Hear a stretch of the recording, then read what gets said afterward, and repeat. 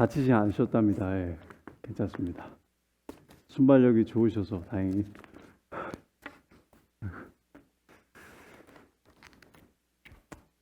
네, 오늘 하나님 말씀은 로마서 10장입니다. 로마서 10장 5절에서 13절까지 보도록 하겠습니다. 자, 저희가 로마서 9장에서 11장까지가 이 한 묶음이라는 것을 계속 배우고 있는데요. 이제 지난 시간에는 이 대부분의 이스라엘 사람들이 구원을 받지 못한 이유에 대해서 살펴보았습니다. 한마디로 하면 그들이 그릇된 지식을 가지고 있었다라고 말할 수 있어요. 그리고 그들의 그릇된 지식을 두 가지로 쪼개서 보면요. 먼저는 그리스도를 믿는 믿음 없어도 자신의 행위로 구원을 받을 수 있다라는 그릇된 생각을 갖고 있었고요. 이것은 구원의 방편에 대한 그들의 오류라고 할 수 있습니다. 두 번째는 하나님의 의의 기준이 아주 상대적이거나 혹은 그 수준이 사람의 노력으로 닿을 수 있는 정도다라고 잘못된 생각을 갖고 있었습니다. 이것은 의의 기준과 그 수준에 대한 오류라고 할 수 있습니다. 그리고 오늘 우리가 살펴볼 10장 5절에서 13절은 이스라엘의 이 오류와 반대되는 참된 구원을 얻는 방편인 믿음에 대해서 논하고 있습니다. 오늘 말씀은 본문을 따라가면서 5절에서는 이 율법으로 말미암는 의, 즉 저번 시간에 살펴본 거죠. 이스라엘의 잘못된 그 방편에 대해서 다시 한번 살펴보고, 그 다음에는 믿음으로 말미암는 의에 대해서 살펴보고, 세 번째로는 참된 믿음에 대해서 살펴본 후에 마지막으로는 이 믿음으로의 초청의 보편성에 대해서 저희가 살펴보도록 하겠습니다. 이 말씀을 통해서 구원으로 이끄는 이 믿음에 대한 이해와 확신과 이 사랑에서 우리가 자라나가기를 소망합니다. 자, 그럼 이제 로마서 10장 5절에서 13절까지 읽도록 하겠는데요. 저희가 이 한국 교회에서는 좀 익숙하죠. 이렇게 목사님이 한 절 읽고 성도님들이 그 다음 절 읽고 그 교독이라고 하죠. 한번 저희 해볼까요? 자 5절부터 제가 읽을 테니까요. 6절 읽어주시고 이렇게 돌아가면서 한번 읽어보도록 하겠습니다. 네, 목소리가 누가 큰지 한번 대결도 해보겠습니다. 자, 10장 5절 읽겠습니다. 모세가 기록하되 율법으로 말미암는 의를 행하는 사람은 그 의로 살리라 하였거니와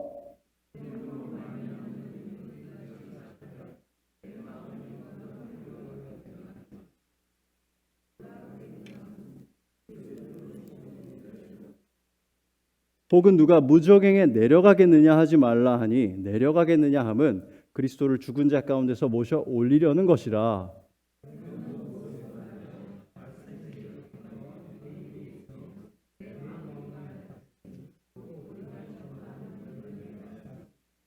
네가 만일 내 입으로 예수를 주로 시인하며 또 하나님께서 그를 죽은 자 가운데서 살리신 것을 내 마음에 믿으면 구원을 받으리라.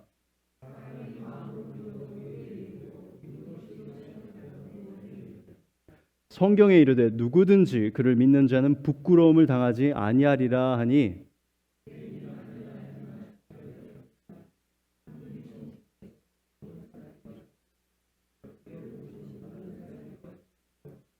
자, 13장 같이 한번 읽어볼까요? 시작. 누구든지 주의 이름을 부르는 자는 구원을 받으리라. 아멘. 감사합니다. 자, 그러면 첫 번째로 율법으로 말미암는 의 10장 5절을 살펴보도록 하겠습니다. 자, 우리가 지금 바울이 구약을 인용하는 걸 여러 번 살펴봤는데요. 좀 어려운 것도 있었고 쉬운 것도 있었습니다. 근데 오늘 우리가 마주하는 것도 조금 어려운 축에 속합니다. 그래서 여러분이 조금 어려울 수 있어요. 따라하기 어려울 수 있는데 집중해서 저희가 한번 살펴보도록 하겠습니다. 자, 뭐라고 시작을 하고 있죠? 5절에 모세가 기록하되라고 시작하고 있습니다. 그러니까 모세의 말을 인용하겠다라고 시그널을 준 거예요. 어디를 인용한 것이냐면 레위기서 18장 5절을 인용했는데요. 한번 이쪽에 손을 얹으시고 레위기서로 한번 가볼까요? 레위기서 18장 5절 한번 보도록 하겠습니다. 네, 창출내죠. 창출내. 출애굽기 다음에 레위기 18장 5절.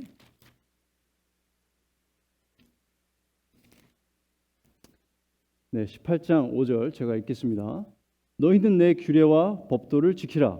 사람이 이를 행하면 그로 말미암아 살리라. 나는 여호와이니라.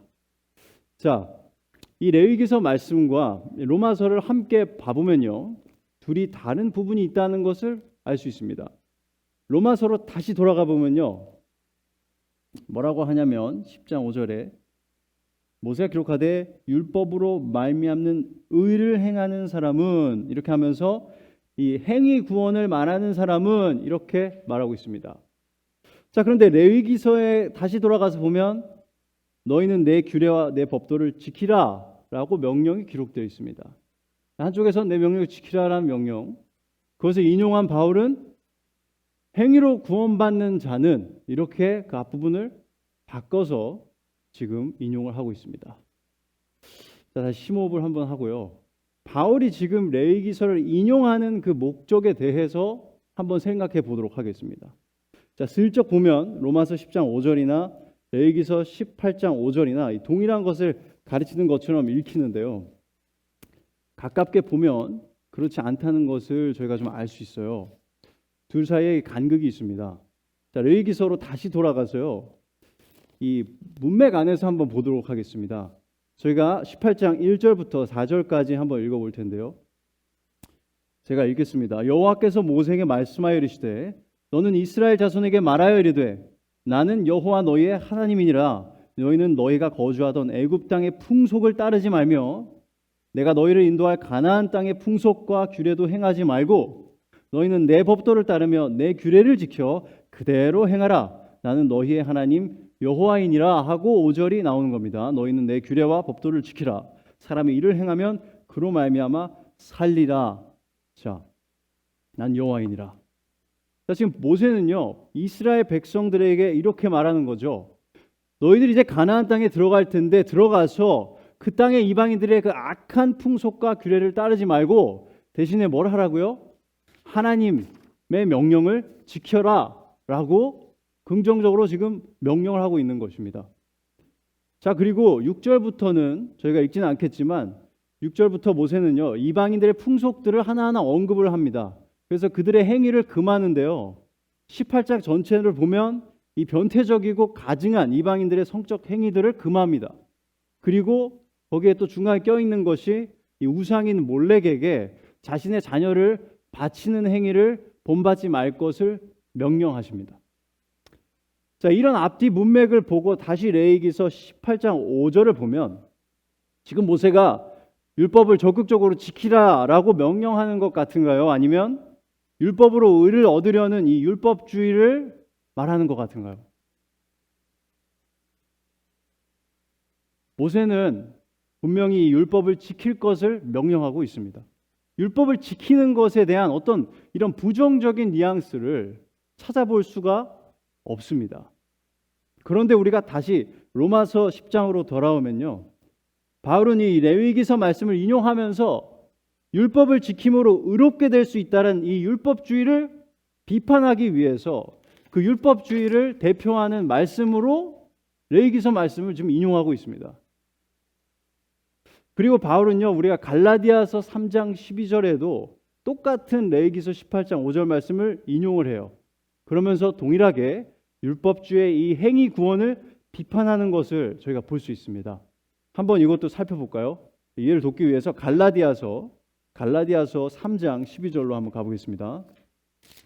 고갈 앱. 자, 갈라디아서 3장 10절부터 12절까지 한번 읽어볼게요.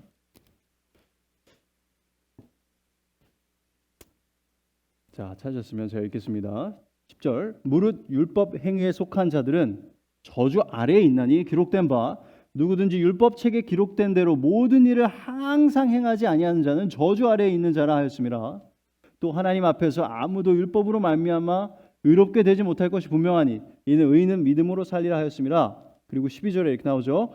율법은 믿음에서 난 것이 아니니 율법을 행하는 자는 그 가운데서 살리라 하였느니라. 이 12절에서 지금 레위기서 말씀을 다시 인용하고 있습니다. 여기서도 바울은 율법주의, 율법을 지키는 행위로 의롭게 될 수 있다는 생각이 얼마나 잘못된 것인지 말하고 있어요.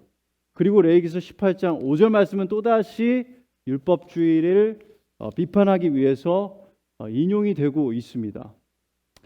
자, 그러나 우리가 레위기서에서 본 것처럼 레위기서의 저자인 모세는 율법주의에 대해서 가르치고 있지 않습니다. 그러니까 율법을 지킴으로 얻는 각자의 그 공로로서 구원을 받는다라고 가르치는 것이 아니고 이방인의 악한 풍속을 따르지 말고 하나님과 이 언약의 관계를 맺은 백성답게 하나님의 법을 따르고 그것으로 말미암아서 하나님의 복을 받는 삶을 살라라고 가르치고 있습니다. 아주 적극적으로 가르치고 있어요. 그래서 지금 레위기서에서는 모세는 율법을 지킴으로써 구원을 받으라고 가르치는 것이 아니라 하나님의 백성으로서 백성답게 율법을 지키라라고 가르치고 있는 것입니다. 그래서 모세는 하나님의 택함을 받은 백성답게 하나님 말씀에 순종하고 하나님을 따르라고 말하고 있는데 바울은 지금 행위 구원에 대해 쓰면서 레위기서 말씀을 인용하고 있습니다. 이 문제를 좀 이제 이해가 되시나요? 자, 그래서 바울이 지금 레위기서 말씀을 잘못 인용하는 건가? 라고 생각할 수가 있습니다. 그리고 우리가 곧 보겠지만 10장 6절에서 8절은요. 동일한 저자인 모세가 기록한 신명기서 30장 말씀을 인용해서 믿음으로 얻는 의에 대해서 피력을 하고 있기 때문에 마치 레위기서의 모세와 신명기서의 모세가 서로 대치를 하고 있는 듯 보이기도 합니다. 만약에 실제로 레위기서의 모세와 신명기서의 모세가 서로 다른 가르침을 가르친다면 그것은 이 성경의 무호성에 심각한 해를 끼치게 될 것입니다. 바로 이런 문제들 때문에 많은 그리스도인들이 이 바울이 레위기서 말씀을 인용한 목적이 무엇이냐를 두고 고민을 합니다. 저는 가장 적절한 해결 방법은요. 지금 레위기서의 모세와 신명기서의 모세가 서로 팽팽하게 대치하고 있다라든지 혹은 바울이 구약을 잘못 인용했다라든지 하는 결론은 절대 올바른 결론이 아니라고 믿습니다. 그럼 어떤 해답이 있을까요? 여러분, 바로 바울과요 반대했던 유대인들이 있습니다. 그렇죠? 여러분들은 이 유대인들이 바울과 대치를 하면서 레위기서 18장 5절 말씀을 가지고 뭐라고 주장을 했을 것 같으신가요? 아마 이렇게 하지 않았을까요? 바울, 여기 봐라. 딱 써져 있잖아. 그지? 내 규례와 법도를 지키라. 사람이 이를 행하면 그로 말미암아 살리라. 사람이 그를 믿으면이 아니라 행하면 그로 말미암아 살리라라고 되어 있잖아라고 말하지 않았을까요? 자, 실제로 유대교 랍비들이 쓴 경전에는요 이런 유명한 말이 있습니다. 계명은 사람들이 그것을 통해서 살도록 하기 위해 주어진 것이지 죽게 하기 위해서 주어진 것이 아니다. 이렇게 말합니다. 그래서 유대교인들은요 레위기서 18장 5절을 인용하면서 지금도 이렇게 말합니다. 봐라, 율법을 지킴으로써 생명을 얻는다고 적혀 있지 않느냐라고 그들은 말합니다.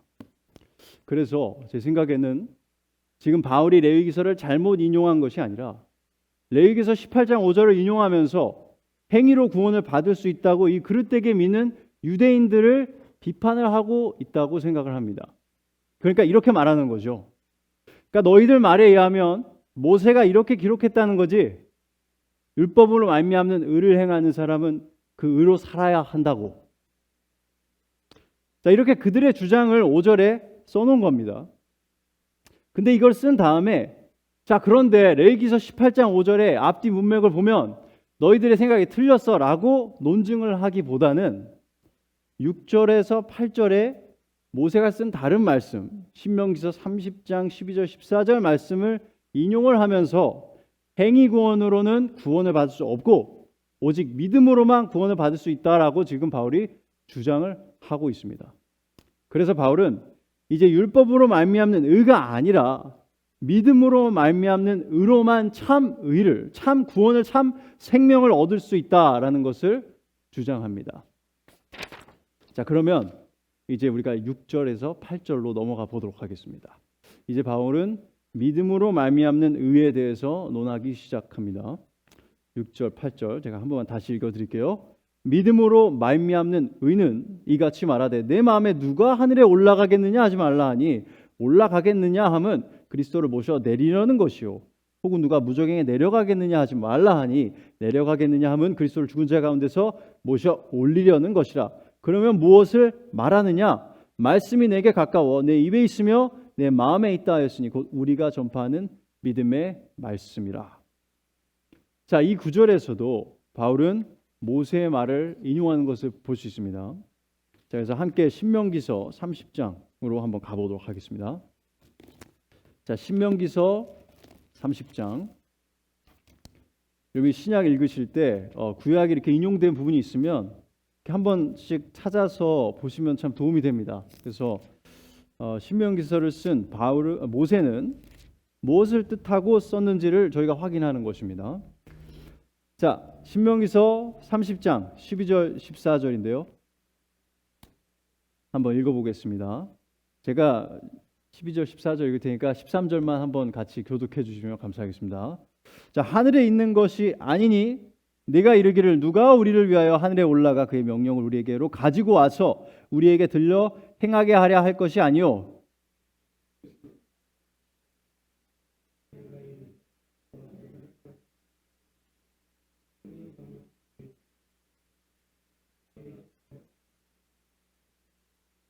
오직 그 말씀이 내게 매우 가까워서 내 입에 있으며 내 마음에 있은즉 네가 이를 행할 수 있느니라. 자, 신명기서의 말씀과 또 로마서 인용구의 유사점과 또 차이점이 좀 보이시나요? 그걸 한번 또 좀 찾아보겠습니다.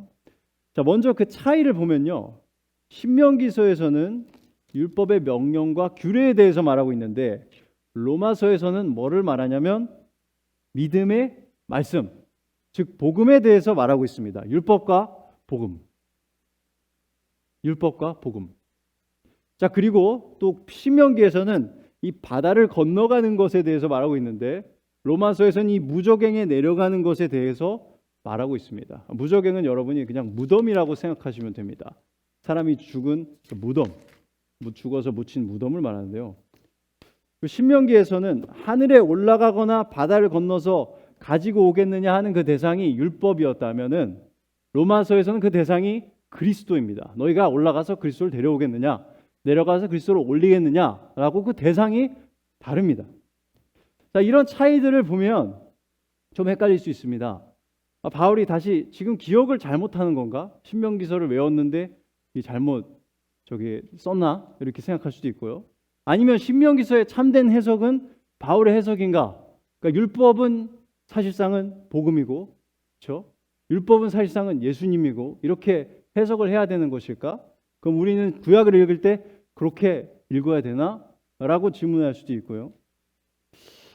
자, 이런 질문들이 이제 여러 가지가 생길 수 있는데 제가 빨리 이제 답을 말씀드리자면 저는 지금 바울이 신명기서 말씀을 그대로 인용을 한다거나 아니면 해석을 했다고 보지 않습니다.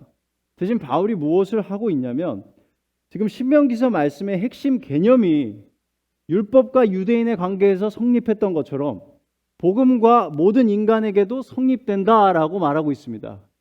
자, 그러면 그 핵심 개념은 유사점이 됩니다. 둘 다 가지고 있는 그 특징이 있어요.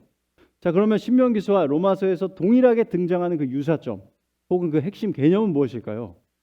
먼저 신명기서에서는 율법이 하늘에 올라가거나 바다를 건너가서 가지고 와야 하는 것이 아니다라고 말하고 있습니다. 하늘에 올라가서 뭔가를 가져온다. 바다를 건너가서 무엇인가를 가져온다는 일은 쉬운가요? 어려운가요? 어렵습니다. 그렇죠? 아주 극도로 어렵고 위험합니다. 하늘에 올라가서 가지고 온다라는 그런 표현은요, 사실상 불가능한 일을 해야 된다라는 말입니다. 바다를 건너서 가지고 오는 것도 아주 위험천만한 여정이고요. 그래서 신명기서에서는 율법은 너희가 생각하는 것처럼 멀리 있어서 죽도록 고생을 해야만 찾을 수 있는 것이 아니다라고 말을 하고 있습니다. 한마디로 하면 율법은 멀리 있지 않다. 율법은 너희에게 가깝다 라는 것이 핵심 개념입니다. 로마서에서도 이 동일한 개념이 반복이 됩니다. 바울은 하늘에 올라가서 그리스도를 모셔 내리거나 무저갱의 무덤에 내려가서 그리스도를 죽은 자 가운데서 모셔 올리려고 생각해서는 안 된다라고 말하고 있습니다. 자, 그리스도를 하늘에서 모셔오는 것은 무엇일까요? 예수님의 성육신을 말하죠. 우리가 예수님을 다시 인간이 되게 할 수 있겠냐 이 말입니다. 없죠. 그러면 무덤에 가서 그분을 끌어올리는 것은 무엇인가요? 그분을 다시 부활시킨다는 겁니다. 우리가 우리 힘으로 예수님을 부활할 수 있겠냐는 겁니다. 이 같은 일은 사람이 할 수 없는 일입니다. 오직 하나님께서 하실 수 있고 하신 일입니다. 그래서 바울은 율법이 유대인들로부터 멀지 않았던 것처럼 그리스도도 우리에게서 멀지 않다라고 말하고 있는 것입니다. 멀지 않고 가깝다라는 것입니다. 자, 그래서 신명기서에서도 율법이 어디에 있다고 말하죠? 율법의 말씀이 매우 가까워서 그들의 입과 마음에 있다라고 기록하고 있고요. 로마서에서 바울은 이제 동일한 개념을 복음에 접목을 시킵니다. 이 믿음의 말씀이 매우 가까워서 우리의 입과 우리의 마음에 있다라고 기록을 하고 있습니다. 자, 그렇다면 지금 바울이 전하고자 하는 핵심은 이것입니다. 율법이 유대인들에게 가까웠던 것처럼 복음은 모든 사람에게 가까이 있다라는 것입니다. 자, 이것은 바울이 지적하는 이 행위 구원을 가르치는 율법주의자들의 개념과는 완전히 정반대되는 개념입니다. 그들은 누가 하늘에 올라갈 용기와 힘이 있는지를 묻습니다. 그들은 노력에 노력을 거듭해서 목숨을 걸고 의를 얻으려고 하늘을 향해 바다를 건너는 항해를 합니다. 마치 영웅담의 주인공이 되려는 듯이 말입니다. 그러나 믿음으로 말미암는 의를 이해한 사람은 그렇게 말하지 않습니다. 그리고 이렇게 말하죠. 값없이 거저받는 것이 구원입니다. 믿음으로 나의 불의와 죄를 고백하고 텅 빈 손으로 복음을 받아들이는 것이 하나님에게 의롭다 칭함받을 수 있는 유일한 길입니다 라고 말합니다. 그래서 믿음으로 말미암는 의를 얻는 사람은 이 영웅담의 주인공은 한 명뿐입니다 라고 말합니다. 그게 누구죠? 그분은 나의 주님, 나의 하나님, 나의 구원자라고 부르는 우리 주 예수 그리스도이십니다. 그분이 오셨습니다. 그분이 죽으셨고 그분이 다시 살아나셨습니다. 우리가 그것을 해야 하는 것이 아니라는 말입니다. 그래서 자신의 행위를 의지해서 사는 사람은 자신의 그 얄팍하고 더럽고 사실상은 걸레 조각만도 못한 의를 가지고서 심판자이신 하나님 앞에 서야 합니다. 그리고 완전하게 공의로우신 심판자이신 하나님은 그런 의를 받아주지 않습니다. 그들의 공의는 불완전하다 못해 죄악됩니다. 하나님 앞에서 그 모든 죄목이 샅샅이 공개된 후에 그들은 이를 갈며 영원한 죽음의 고통 속에서 살아야 합니다. 그것이 행위로 말미암는 의를 의지하는 자의 말로입니다. 이것은 참으로 불행한 일이고 놀랍도록 두려운 일입니다. 우리도 다 해봤지 않습니까? 우리의 선행으로 충분히 하나님의 심판쯤은 통과할 수 있을 거라 생각해 보시지 않았나요? 그러나 그것은 절대로 가능한 일이 아닙니다. 아무도 그 누구도 자신의 의로 의롭다라는 판정을 받을 수 있는 사람은 없습니다. 이것을 우리는 분명히 이해하고 우리의 마음에 새겨야만 합니다. 오직 믿음으로만 우리는 칭의가 됩니다. 칭의는 하나님의 법정에서 의롭다라고 판정을 받는 것을 말합니다. 우리는 오직 예수님을 믿는 믿음으로만 칭이 될 수 있습니다. 자, 그럼 이제 이 믿음에 대해서 조금 더 자세히 알아보도록 하겠습니다. 9절에서 11절까지 보면서 9절에서 10절까지 보면서 참된 믿음에 대해서 보겠습니다. 로마서 10장 9절 10절. 네가 만일 내 입으로 예수를 주로 시인하며 또 하나님께서 그를 죽은 자 가운데서 살리신 것을 내 마음에 믿으면 구원을 받으리라. 사람이 마음으로 믿어 의에 이르고 입으로 시인하여 구원에 이르느니라. 자, 저희가 이 본문에서 이 두 번이나 반복된 이 두 단어의 조합을 볼 수 있는데요. 바로 뭐죠? 두 단어가 같이 조합돼서 나오는 게 있는데 마음과 입입니다. 마음과 입, 이게 두 번 나오고 있어요. 마음으로 믿고 입으로 시인하는 것이 9절과 10절에서 반복이 되고 있습니다. 9절에서는 입으로 예수를 주로 시인하는 것을 먼저 말하고 있고요. 10절에서는 마음으로 믿는 것을 먼저 이야기하고 있습니다. 동일한 순서가 아니라 앞뒤를 바꾸어서 제시한 것이 큰 의미가 있는 것은 아닙니다. 그저 마음으로 믿는 것과 입술로 시인하는 것이 아주 긴밀하게 연결되어 있다라는 점을 알려주는 것입니다. 참된 믿음은 먼저 이렇게 마음으로 믿는 것과 이 입술의 고백을 수반합니다. 그래서 믿음 없는 고백은 여러분 익숙하시죠? 믿음은 없는데 고백하는 것은 뭐죠? 형식주의고요. 공허한 외식에 불과합니다. 그러나 고백이 없는 믿음은 미성숙한 신앙이거나 아니면 겸손을 가장한 거짓 믿음일 수 있습니다.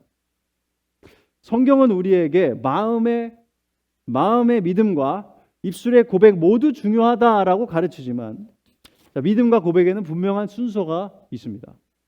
바른 순서는 무엇일까요? 바른 순서는 물론 마음으로 믿고 입술로 그 마음에 있는 것을 진실되게 고백하는 것이 올바른 순서입니다. 여러분, 마음과 입술 간의 그 관계에 대해서 가장 분명하게 가르치는 말씀 여러분 알고 계시죠? 예수님께서 하신 말씀인데요. 누가복음 6장 45절을 한번 보겠습니다. 누가복음 6장 45절을 한번 보도록 하겠습니다. 자, 누가복음 6장 45절 이렇게 예수님 말씀하고 계시죠? 네, 다 찾으셨으면 저희 다 같이 한번 읽어볼까요? 자, 준비되셨죠? 자, 시작. 선한 사람은 마음에 쌓은 선에서 선을 내고 악한 자는 그 쌓은 악에서 악을 내나니 이는 마음에 가득한 것을 입으로 말함이니라. 아멘. 감사합니다. 자, 우리는 누군가의 마음은 보지는 못하지만요, 결국 상대방이 하는 말과 그 태도를 통해서 그 마음을 볼 수 있습니다. 왜 그렇죠? 우리의 말과 태도는 우리의 마음을 반영하기 때문에 그렇습니다. 잠깐씩만 보고 정해진 곳에서 아주 짧은 시간 동안만 짧게 얘기를 한다면 물론 그 사람의 마음의 상태를 잘 알 수 없을 수 있습니다. 왜냐하면 우리는 우리의 마음을 들키고 싶어하지 않는 경향이 있고 특별히 친하지 않는 사람에게 너무 깊은 것을 말하고 싶어하지 않는 그런 마음도 있기 때문에 그래요. 그러나 충분한 시간이 있다면 우리는 결국 우리의 말과 우리의 태도를 통해서 우리의 마음을 들키게 되어 있습니다. 우리의 마음에 있는 것이 드러나게 되어 있습니다. 자, 믿음의 경우도 마찬가지입니다. 우리가 마음으로 예수님을 구주로 믿는다면, 그분이 죽으시고 부활하신 것을 믿는다면 그 믿음이 결국에는 우리의 입술의 고백으로 나올 것입니다. 그러나 우리가 마음으로 예수님을 믿지 않는다면 그 불신이 곧 우리의 입술을 통해 나오게 될 것입니다. 그렇다면 사실은 이 입술의 고백도 중요하지만 이 마음으로 믿는 것을 분명하게 이해하는 것이 더 필수적이다라는 것을 우리가 알 수 있습니다. 자, 그렇다면 이 마음으로 믿는다는 것은 정확하게 무엇을 말하는 것일까요? 마음으로 믿는 것도 참된 믿음과 이 거짓 믿음이 있지 않겠습니까? 그렇죠? 또 그러면 무엇이 참된 믿음이고 무엇이 거짓된 믿음인지, 또 무엇이 강한 믿음이고 무엇이 약한 믿음인지 궁금하지 않을 수가 없습니다. 자, 그래서 우리가 이제 종교 개혁을 통해서 발전된 참된 믿음, vital faith의 이 세 가지 요소에 대해서 잠시 살펴보도록 하겠습니다.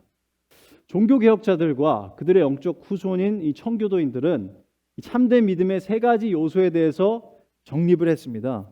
그리고 이 세 가지 요소를 라틴어로 세 가지 단어로 말하는데요. 첫 번째는 노티시아라고 합니다. 그것은 지식이라는 뜻이고요. 두 번째는 assensus, 동의라는 뜻이고요. 세 번째는 fiducia, 신뢰 혹은 믿음이라는 뜻입니다. 자, 저희가 하나씩 살펴볼 텐데요. 먼저 이 노티시아, 즉 지식에 대해서 보겠습니다. 자, 노티시아라는 지식은요, 믿음의 대상인 구원에 대한 올바른 지식을 뜻합니다. 이 올바른 지식을 말하는데요.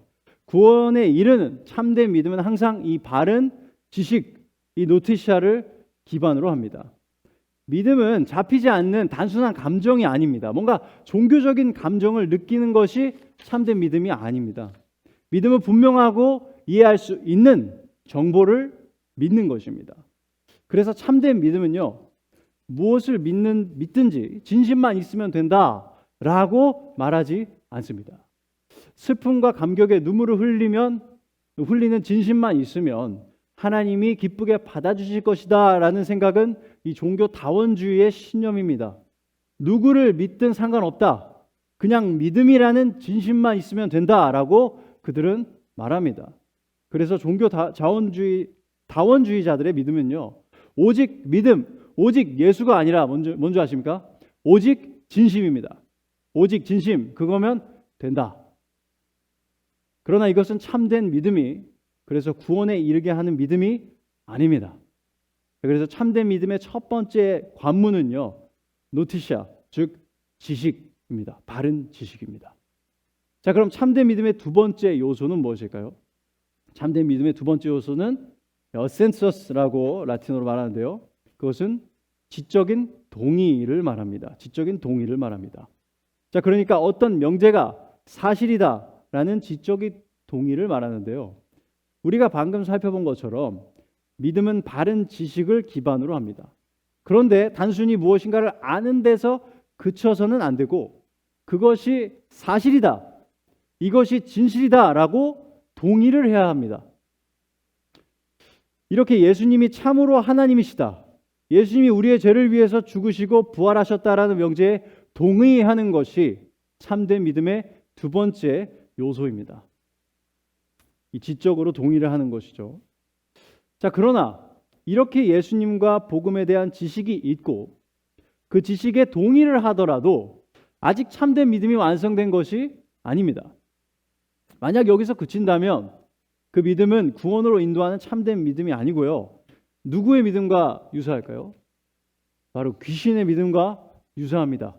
여러분, 야고보서 2장 19절을 보시면 이렇게 말하는 것을 볼 수 있습니다. 야고보서 2장 19절입니다. 네가 하나님은 한 분이신 줄을 믿느냐? 잘하는도다. 귀신들도 믿고 떠느니라. 자, 충격적이죠. 자, 귀신들도 예수님이 하나님의 아들임을 압니다. 동의해요. 세상에 참된 신은 오직 지존하신 만군의 여호와 한 분뿐이라는 것을 인정합니다. 이것은 그들도 그 지식을 알고 또 그것에 동의한다라는 것을 말합니다. 그런데 그들에게 없는 것이 있습니다. 그것이 바로 참된 믿음의 세 번째 요소인 이 피두시아, 믿음 혹은 신뢰입니다. 이 피두시아는요, 참된 믿음의 세 번째 요소로서 믿음의 대상을 향한 이 영혼과 마음의 이 긍정적인 자세 혹은 이 실천적인 의지를 다 포함해서 말합니다. 이것은 우리의 지적인 영역을 넘어서 감정과 의지의 영역까지 영향을 미칩니다. 프랜시스 트레튼이라는 스위스 개혁파 신학자는 이 피두시아를 이렇게 설명하는데요. 인용하겠습니다. 세 번째 행위는 신뢰적이며 실천적인 동의로서 실천적 지성이 복음을 단순히 참된 것으로만 판단하는 것이 아니라 동의하는 거죠. 그것이 선한 것이며 따라서 우리의 사랑과 갈망을 받을 만한 가장 가치 있는 것으로 여기게 되는 확신이다라고 말합니다. 그러니까 이게 단순히 옳다, 거기서 끝나는 지적인 것이 아니라 아름답다, 사랑한다, 가장 값지다라는 이 정서적인 동의이고 동시에 내 모든 것을 걸겠다라는 의지의 동의이기도 합니다. 하나님의 말씀을 통해서 예수님의 이 귀한 복음을 알게 되었을 때 참된 성령님의 역사를 체험한 사람은요, 절대 그 복음을 단순히 이거 진리야, 이거 진짜야 라고 감정 없이 어떤 감격도 없이 대할 수가 없는 것입니다. 그리고 그의 삶이 아무것도 변하지 않을 수가 없는 것입니다. 이것은 우리의 삶을 송두리째 바꾸어 놓는, 우리의 영원한 삶의 궤적을 완전히 바꾸어 놓는 놀라운 진리이기 때문에 그렇습니다. 그래서 마태복음 13장 44절에서 예수님은 천국에 대해서 이런 비유를 하시는데요. 여러분 노래로도 잘 알고 계시죠? 천국은 마치 밭에 감추인 보화와 같으니 사람이 이를 발견한 후 숨겨두고 기뻐하며 돌아가서 자기의 소유를 다 팔아 그 밭을 사느니라. 자, 뭐라고 말하고 있죠? 밭에 보화가 감추어진 것을 보고 진짜 감추어져 있네 하고 가만히 멀뚱히 쳐다보고만 있었다라고 말하나요? 그렇지 않습니다. 밭에 감추인 보화를 보고 기뻐하며 돌아가서 자기의 소유를 다 팔아서 그 밭을 샀습니다. 여러분 여기서 우리는 참된 믿음의 세 번째 요소를 발견합니다. 복음이라는 보화를 발견한 사람은, 그 참된 믿음을 가진 사람은요, 정서적인 감격이 있고 의지적인 행동이 있습니다. 그냥 멀뚱히 쳐다보고 있는 것만이 아닙니다. 그 복음을 믿고 받아들이고 사랑하고 그것을 위해서 자신의 삶을 던집니다. 이것이 참된 믿음의 모습입니다. 참된 믿음은 우리의 지성과 우리의 정서와 그리고 실천적인 의지를 다 수반합니다. 하나라도 없으면 그 믿음은 구원으로 인도하는 참된 믿음이 아닙니다. 지식과 동의만 있고 복음을 향한 열정과 참된 삶의 변화가 따라오지 않는다면 그러한 믿음은 열기가 없는, 뜨거움이 없는 불과 같습니다. 이런 사람들을 우리는 머리만 커진 사람이다 라고 표현합니다. 그러나 지식과 동의는 없고 열정과 행동만 있다면 그런 믿음은 열기는 있는데 막 뜨거운데 불씨는 없는 그런 불과 같습니다. 그런 불이 있나요? 그런 불은 없습니다. 그래서 그것은 참된 믿음이 아니라는 것입니다. 그리고 이런 사람들은 특별히 이단이나 그릇된 교리에 넘어가기가 너무나 쉽습니다. 올바른 지식이 없어서 분별이 안 되기 때문에 그렇습니다. 그래서 성경은요, 오직 진심 혹은 오직 지식을 가르치지 않습니다. 그것이 구원을 향한 길이 아닙니다. 성경은 오직 믿음, 오직 예수를 가르칩니다. 오직 믿음을 통해 우리는 구원을 받을 수 있습니다. 여기서 이 구원으로 인도하는 믿음은요, 지식과 지적인 동의와 열정과 실천적인 의지로 구성이 되어 있습니다. 자, 이제 우리가 다시 로마서 본문으로 돌아가면요, 바로 이 세 가지의 요소를 포함한 믿음이 바울이 말하는 마음으로 믿는 것을 가리킵니다. 그러면 입으로 시인하는 것은 무엇을 말할까요? 예수님이 나의 주인이시고 나의 구원자이십니다 라고 말하는 입술의 고백은 바로 이런 믿음의 3요소가 갖추어진 그 참된 믿음의 자연스러운 결과다라고 할 수 있습니다. 그래서 입술로 고백하는 것은 참된 그 믿음의 결과이지 참된 믿음의 조건이 아닙니다. 자, 물론 오늘 본문 9절과 10절을 보면요, 마치 입으로 예수를 주로 시인하는 것과 하나님께서 예수님을 다시 살리신 것을 마음으로 믿는 것 둘 다가 구원의 조건인 것처럼, 이것이 있어야만 구원을 받는다라는 것처럼 읽힐 수도 있습니다. 그러나 우리는 예수님께서 하신 말씀을 상기를 해야 합니다. 뭐든지 마음에 있는 것이 말로 나오는 것이고요, 태도로 나오는 것이고요, 행동으로 나오게 되는 것입니다. 한 주석가의 말처럼 신앙 고백은 마음의 신앙이 겉으로 드러나는 것뿐입니다. 그런 면에서 입술의 고백은 우리의 선한 행위들과 그 결을 같이 한다라고 말할 수 있습니다. 입술의 고백과 선한 행위는 참된 이 믿음, 참된 신앙과 뗄래야 뗄 수 없는 이 불과 열기의 관계에 있습니다. 참된 마음의 믿음이 있으면, 그 불이 있으면 분명 입술의 고백을 포함한 선한 행위가, 그 열기가 삶으로 나올 수밖에 없기 때문에 그렇습니다.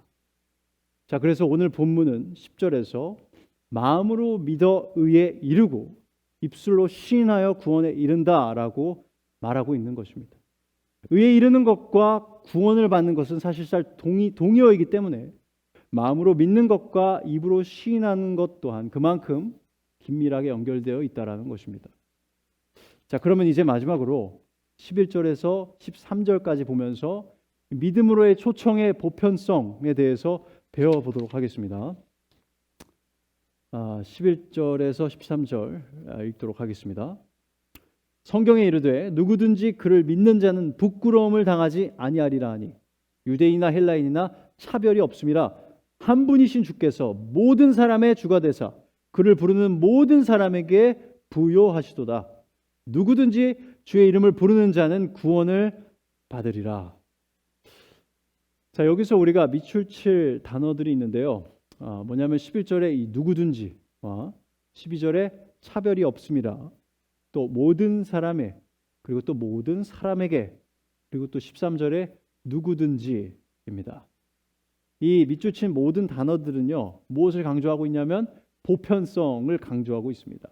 누구나 차별 없이 믿음으로 구원을 받을 수 있다라는 것입니다. 이 구원의 방편은 어떤 특정한 집단에게만 국한된 것이 아닙니다. 믿음은 그 인종과 성별과 그 지역에 관계없이 누구나 가질 수 있습니다. 그래서 믿음으로의 초청은 보편성을 가집니다. 그 대상이 어디서 왔든 어떻게 생겼든 관계없이 믿음이 있다면 그는 구원을 받습니다. 그리고 11절 말씀은 이런 믿음을 가진 사람은 무엇을 당하지 않는다고요? 부끄러움을 당하지 않는다라고 가르칩니다. 이것은요, 영원한 형벌을 통해서 받는 부끄러움을 말합니다. 영원한 지옥 형벌이라는 끔찍한 부끄러움을 믿음을 가진 자는 피할 수 있다라고 말하는 것입니다.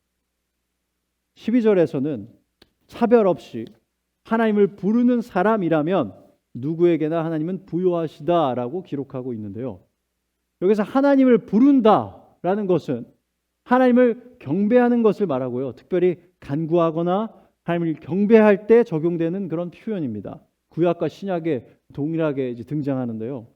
그래서 하나님을 부르는 자라는 표현은요, 하나님을 믿는 자를 말합니다. 자, 그래서 고린도전서 1장 2절에서는 이렇게 기록하고 있는데요. 제가 읽어드릴게요. 자, 고린도에 있는 하나님의 교회, 곧 그리스도 예수 안에서 거룩하여지고 성도라 부르심을 받은 자들과 또 각 처에서 우리의 주, 곧 그들과 우리의 주 되신 예수 그리스도의 이름을 부르는 모든 자들에게 라고 말하고 있습니다. 자, 여기서 예수 그리스도의 이름을 부르는 자, 그들은 누구를 말하고 있는 거죠? 바로 고린도에 있는 그리스도인들을 통칭하는 그런 표현입니다. 자, 그러면 부요하시다라는 것은 무슨 뜻일까요? 자, 이것은 하나님께서는 그게 몇 명이 된 관계없이 누구든지 자신을 믿는 자들에게 구원을 주실 수 있는 그 넉넉함이 있으시다라는 것입니다. 하나님의 능력에는, 그분의 구원의 은혜에는 한계가 없습니다. 그래서 누구든지 믿는 자들을 하나님은 구원하십니다. 이것이 13절이 마지막으로 재차 강조하는 부분입니다. 뭐라고 말하죠? 누구든지 주의 이름을 부르는 자는 구원을 받으리라. 누구든지. 자, 그래서 여러분, 구원받는 일은요, 행위 구원과 비교하면, 믿음을 통해 구원받는 일은 행위 구원과 비교하면 너무나 쉽고 너무나 우리에게 가깝습니다. 그리고 우리가 어느 나라 사람이든 지금까지 어떤 인생을 살아왔든 관계없이 동일한 방법으로 구원을 받을 수 있습니다. 믿음으로의 초청은 그래서 보편적입니다. 그리고 믿는 자든 누구든 어떤 사람이든 관계없이 구원을 선물로 받습니다.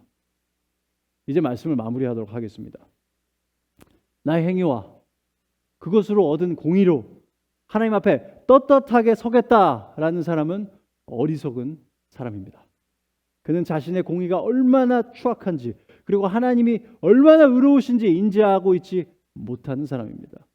동시에 예수 그리스도의 사랑이 얼마나 아름답고 감격스럽고 맛있는지 그것을 맛보지 못한 사람입니다.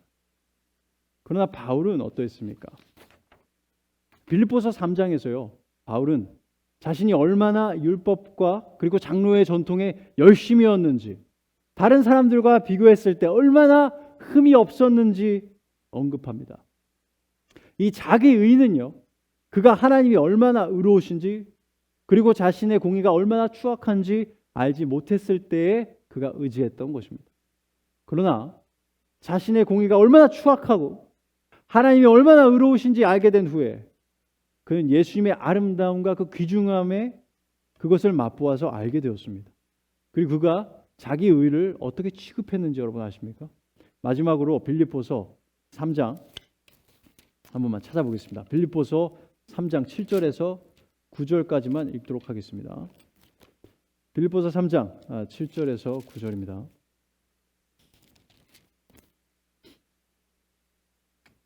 자, 이 부분은 저희가 한번 같이 읽어볼까요? 자, 7절에서 9절을 한번 같이 읽어보겠습니다. 준비되셨죠? 자, 시작. 그러나 무엇이든지 내게 유익하던 것을 내가 그리스도를 위하여 다 해로 여길 뿐더러 또한 모든 것을 해로 여김은 내 주 그리스도 예수를 아는 지식이 가장 고상하기 때문이라. 내가 그를 위하여 모든 것을 잃어버리고 배설물로 여김은 그리스도를 얻고 그 안에서 발견되려 함이니 내가 가진 의는 율법에서 난 것이 아니요 오직 그리스도를 믿음으로 말미암은 것이니 곧 믿음으로 하나님께로부터 난 의라. 아멘. 자, 자신이 한때 자랑스럽게 입고 다녔던 자기 의를 이제는 배설물처럼 여긴답니다. 자, 우리도 이렇게 고백해야 합니다. 이제 나는 나의 그 썩어 빠진 의를 의지하지 않는다. 나에게는 믿음으로 받은 그리스도의 완벽한 의가 있다. 라고 우리는 고백해야 합니다.